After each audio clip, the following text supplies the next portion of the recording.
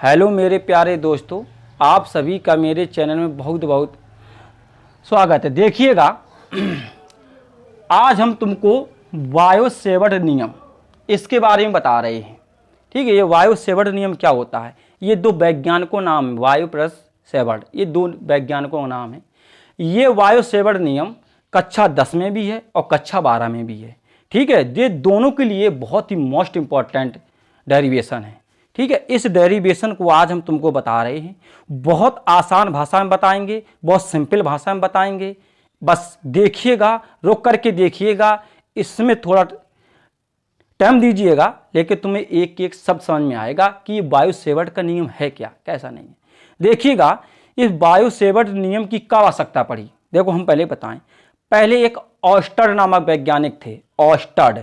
इस ऑस्टर्ड नामक वैज्ञानिक ने पहले यह बताया था कि अगर किसी धारावाही चालक तार में धारा को प्रवाहित करते हैं तो उसके चारों ओर चुंबकीय क्षेत्र उत्पन्न हो जाता है। ये किसने बताया था? ये ऑस्टर्ड नामक वैज्ञानिक ने बता दिया था कि अगर जैसे कोई यानी तार है, चालक तार है, और अगर उस चालक तार में विद्युत धारा को प्रवाहित किया तो उसके चारों ओर क्या चुंबकीय क्षेत्र उत्पन्न हो जाता है। बस वो खाली इतनी बात बता पाए।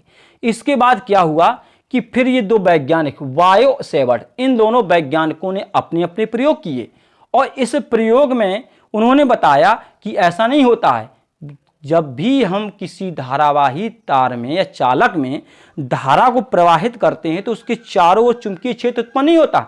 इन्होंने कहा होता तो है मगर कुछ दूरी पर उत्पन्न होता है। मतलब ऑस्टर साहब क्या कह रहे थे? ऑस्टर ने बताया कि वो चुंबकीय क्षेत्र जो है वो उसके चारों ओर उत्पन्न हो जाता है, मतलब उसके तार के चारों ओर, ठीक समीप। लेकिन इन दोनों ने कहा नहीं, ऐसा नहीं है।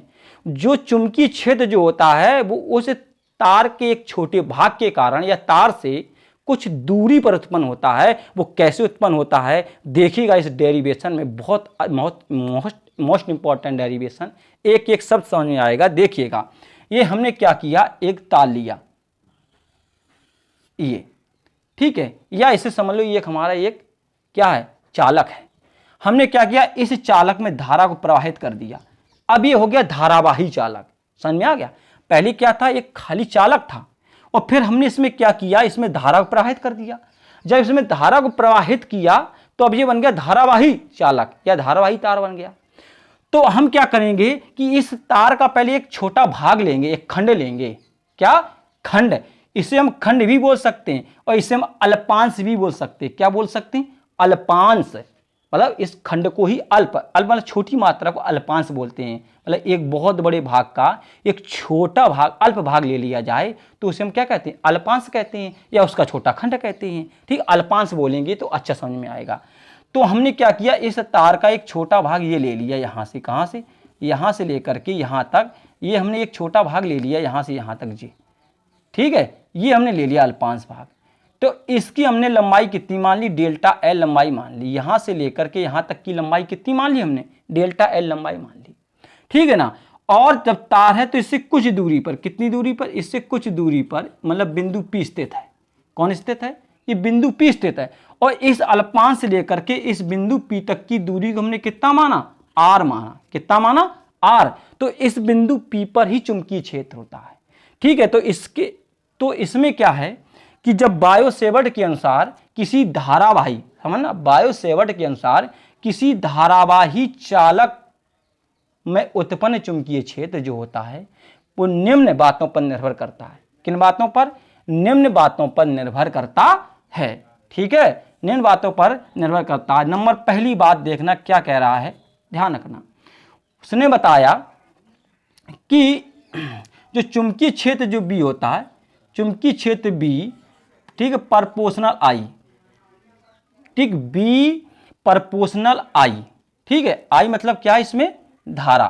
तो क्या है कि यह किसमें, चालक में, यह चालक में बहने वाली, ये चालक में बहने वाली धारा के अनुक्रमानुपाती होता है। क्या होता है? अनुक्रमानुपाती होता है। ये बात ध्यान रखना कि यह चालक में बहने वाली धारा के अनुक्रमानुपाती होता है। इसके बाद नंबर 2, इसमें आ जाइएगा। फिर उसने बताया कि बी प्रपोर्शनल कितना डेल्टा एल, ठीक है ना। अच्छा ये क्या है डेल्टा एल, ये इस अल्पांश की लंबाई है। ये क्या है, ये इस अल्पांश की लंबाई है। तो बताना कि यह है अल्पांश, यह अल्पांश की लंबाई के अनुक्रमानुपाती होता है, के अनुक्रमानुपाती होता है। इस बात में ध्यान रखना, ठीक है। जी चीजें होंगी दो। नंबर तीसरी बात उन्होंने बताई B proportional 1/r, are square. क्या बताया, बी प्रपोर्शनल 1/r², ठीक है ना। ये आर क्या है तुम्हें पता होना चाहिए, ये अल्पांश तथा बिंदु P है, इसकी जो बीच की दूरी है ये तुम्हारी आर है। तो बताना है तुम्हें कि यह अल्पांश, यह अल्पांश व बिंदु P के बीच की दूरी के वर्ग के क्या व्युत्क्रमानुपाती होता है, व्युत्क्रमानुपाती होता है, ठीक है। और चौथी बात इन्होंने जो बताई most important, B proportional sine theta, B proportional sine theta. ये साइन थीटा क्या, इनके बीच में बना कोण कितना हो गया, थीटा हो गया। तो बताया कि यह अल्पांश, अल्पांश दिया, यह अल्पांश तथा बिंदु P को मिलाने वाली, यह अल्पांश तथा बिंदु P को मिलाने वाली रेखा के बीच बने कोण की और ज्या के क्या होता है, अनुक्रमानुपाती होता है। देखेंगे यह अल्पांश व, समझना, यह अल्पांश व बिंदु P को मिलाने वाली रेखा के बीच बने कोण की ज्या के अनुक्रमानुपाती होता है, ठीक है। ये 4 नियम दिए, ठीक है। फिर से समझना एक बार, बायो-सेवर्ट के अनुसार किसी धारावाही चालक में जो उत्पन्न चुंबकीय क्षेत्र है वो निम्न बातों पर निर्भर करता है। कौन कौन बात, पहली बात समझना क्या है, बी प्रपोर्शनल आई, आई क्या है इसमें धारा, तो बताया हमने कि यह चालक में बहने वाली धारा के अनुक्रमानुपाती होता है, ठीक है ना। अच्छा बात 2, बी प्रपोर्शनल डेल्टा एल, इसमें क्या है, दूसरी बात ये बताया कि जो अल्पांश जो माना हमने, एक छोटा जो खंड माना था, तो ये अल्पांश की लंबाई के क्या होता है, अनुक्रमानुपाती होता है। ये दूसरी बात बायो-सेवर्ट ने बताई।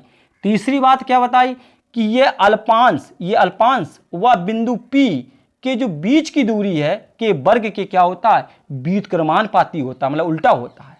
और तीसरी बात जो है चौथी बात है वो बताई कि यह अल्पांश व, समझना, कि यह अल्पांश व बिंदु P को मिलाने वाली रेखा के बीच बने कोण की ज्या के अनुक्रमानुपाती होता है, ठीक है ना। यह अल्पांश तथा बिंदु P को मिलाने वाली रेखा के बीच बने कोण की ज्या, साइन को क्या कहते हैं, ज्या कहते हैं, के अनुक्रमानुपाती होता है। चारों नियमों को मिला दो, चारों नियमों को क्या करने पर, मिलाने पर, इन चारों को मिला दो, ठीक है। कैसे, बी प्रपोर्शनल आई में आई हो गया, डेल्टा एल हो गया, क्या हो गया, साइन थीटा हो गया, और अपॉन हो गया, और कितना हो गया, आर स्क्वायर। चारों नियमों को मिला दिया, आई ले लिया, डेल्टा एल ले लिया, साइन थीटा, जितने भी अनुक्रमानुपाती थे उनको ऊपर लिया, व्युत्क्रमानुपाती उल्टा नीचे आया तो इसे नीचे मिला दिया। तुम्हें पता है जब भी किसी चीज़ का प्रपोर्शनल हटाएंगे, ठीक, देखना यहाँ पे, जब भी किसी चीज़ का प्रपोर्शनल हम हटाएंगे तो एक कांस्टेंट राशि आती है, यहाँ के लिए हो गया μ0/4 पाई, और I delta L sine theta upon कितना हो गया, आर स्क्वायर, ठीक है ना। ये निकल के आ गया इसका क्या फॉर्मूला। इससे ही हम बायो-सेवर्ट के नियम से जानते हैं। अच्छा ये μ0 क्या है, निर्वात की क्या है जानते हो, निर्वात की चुंबकशीलता, म्यू जीरो को निर्वात की चुंबकशीलता कहते हैं। और इसका जो मान होता है म्यू जीरो अपॉन 4 पाई का जो मान होता है 10 की घात -7, तो b बराबर 10 की घात -7 I delta L sine theta upon कितना हो गया आर स्क्वायर, कितना हो गया आर स्क्वायर। इसे ही हम वायो सेवर्ट नियम कहते हैं, इसे वायो सेवर्ट नियम कहते हैं। ठीक, बहुत बेहतरीन तरीके से बताया, आया होगा समझ में, बहुत अच्छी तरीके से बताया हमने। इसका बार बार प्रैक्टिस करना, इसे देखना। धन्यवाद।